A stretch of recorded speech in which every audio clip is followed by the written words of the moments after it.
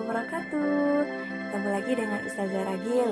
Kali ini Ustazah akan menjelaskan materi budaya Banyumas kelas 4 tentang tata krama di perpustakaan dan juga di UKS. Oke teman-teman, sebelum pelajaran Ustazah ingin melakukan pemanasan terlebih dahulu ya, agar kalian lebih semangat lagi di pagi hari belajar ini, lebih semangat agar materi yang tersampaikan nanti dapat diterima kalian dengan baik.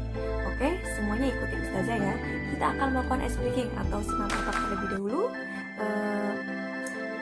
Jari tangan kanan, jari kelingking, tangan kiri jempol. Oke, ikuti kelingking sama jempol, terus langsung ganti. Yang tangan kiri jadi kelingking, tangan kanan jadi jempol. Seperti ini. 1, 2, 3, 4. Selang-seling ya anak-anak. 1, 2, 3, 4. Silakan tirukan. 1, 2, 3. 1, 2, 3, 4. Oke. Kita akan coba sampai 8 ya. Pelan-pelan saja dulu. 1, 2, 3, 4, 5, 6, 7, 8. Oke, sekarang lebih cepat. 1, 2, 3, 4, 5, 6, 7, 8. Lagi 1, 2, 3, 4, 5, 6, 7, 8. Oke, berhasil. Nah, tadi kita sudah melakukan senam otak ya anak-anak. Biar kita lebih siap lagi dalam belajar. Harus lebih semangat pokoknya. Nah anak-anak, sebelum belajar juga kita harus berdoa terlebih dahulu agar ilmu yang nantinya kalian dapatkan itu bermanfaat dan berkah. Oke, berdoa terlebih dahulu. Selesai. Oke, kita langsung saja masuk ke materi. Yang pertama, tata krama di perpustakaan sekolah. Oke anak-anak, kalian sudah pernah ke perpustakaan atau belum? Sudah? Pastinya sudah pernah ya ke perpustakaan. Nah, di perpustakaan itu banyak sekali buku-buku. Banyak anak yang membaca, menulis, belajar. Pokoknya banyak kegiatan yang bisa kita lakukan di perpustakaan. Nah, tentunya ketika di perpustakaan kita harus menjaga sikap kita agar tidak mengganggu teman kita yang lainnya yang sedang belajar, yang sedang membaca. Kita harus menjaga sikap. Lalu apa sih tata krama di perpustakaan? Ustazah jelaskan ya. Nah, perpustakaan sekolah merupakan sarana yang tepat bagi siswa dan siswi untuk menambah wawasan, pengetahuan, dan keterampilan. Seperti yang tadi Ustazah bilang, di perpustakaan ini tersedia berbagai macam jenis buku. Ada buku cerita, ada buku pengetahuan, dan buku lain yang dapat menunjang pembelajaran. Buku cerita, misalnya cerita nabi, cerita hewan-hewan, pokoknya banyak. Habis itu ada cerita tentang Islam atau novel Islam, komik, banyak. Terus juga ada pengetahuan atau buku pelajaran di kelas. Nah, itu ada macam-macam buku. Nah, tentunya setelah itu Ustazah akan menjelaskan. Nah, ini dia. Perilaku terpuji saat di perpustakaan. Apa saja anak-anak? Yang pertama, selalu melapor kepada petugas perpustakaan. Nah, ketika kita mau minjam atau kita mau cari buku tentang kisah Nabi, kita lapor pada petugas dengan bahasa yang sopan. Mohon maaf Bapak, saya ingin membaca buku Nabi, kira-kira di rak sebelah mana ya? Nah, itu selalu melapor. Apa yang akan kita lakukan, apa yang kita butuhkan, kita harus selalu lapor. Yang kedua, memilih buku dengan tertib dan teratur ya. Ketika mengambil buku itu harus pelan-pelan, jangan langsung ngambil brak dengan kasar lalu bukunya jatuh berserakan, otomatis mengganggu kenyamanan di perpustakaan. Nah, memilih bukunya harus tertib ya anak-anak. Dan yang ketiga, membaca dengan tertib dan dengan sikap duduk yang sopan. Nah, ketika sudah menemukan buku yang bagus, jangan baca sambil berdiri, tapi bukunya dibawa terus duduk di kursi, duduk dengan tenang, dengan tegap, dengan sopan, tidak boleh jegang, kakinya harus sopan, seperti itu. Terus selanjutnya mencatat buku yang dipinjam dan melapor kepada petugas. Nah, ketika kalian sedang baca di perpustakaan, bukunya bagus, tapi ternyata bel masuk berbunyi, apa yang harus kita lakukan? Nah, kita membawa buku itu lalu ke petugas perpustakaan, terus bilang, Bu, saya ingin meminjam buku ini, tolong dicatat ya. Nama saya Ragil dari kelas 4B, saya ingin pinjam buku kisah Nabi Muhammad, misalnya kayak gitu. Melapor kepada petugas. Nah, tentunya ketika kita meminjam, itu ada aturan-aturannya. Contohnya yaitu mengembalikan buku yang dipinjam tepat waktu. Biasanya ketika kita meminjam buku, kita diberi waktu 3 hari untuk mengembalikan. Kita harus tepat waktu, karena ketika kita tepat waktu, jadi orang lain ketika ingin membaca buku itu bisa kebagian membaca, ya. Kita tepat waktu, orang lain juga bisa membaca, kita jadi disiplin, dan buku tidak hilang, tidak rusak, dan bisa berbagi dengan teman-teman yang lain. Nah, itu perilaku yang harus kita lakukan saat di perpustakaan. Lalu, apa saja sih perilaku yang tidak boleh kita lakukan di perpus? Oke, simak ya. Kita ganti slide. Nah, ini dia. Perilaku yang tidak boleh dilakukan atau tidak terpuji saat di perpustakaan. Yang pertama, keluar masuk ruang perpustakaan tanpa izin. Tiba-tiba masuk, bikin berisik, mengganggu pembaca yang lain.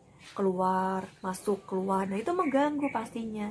Mengganggu anak-anak atau teman-teman yang akan belajar, itu tidak boleh dilakukan. Yang kedua, mengambil buku secara acak-acakan.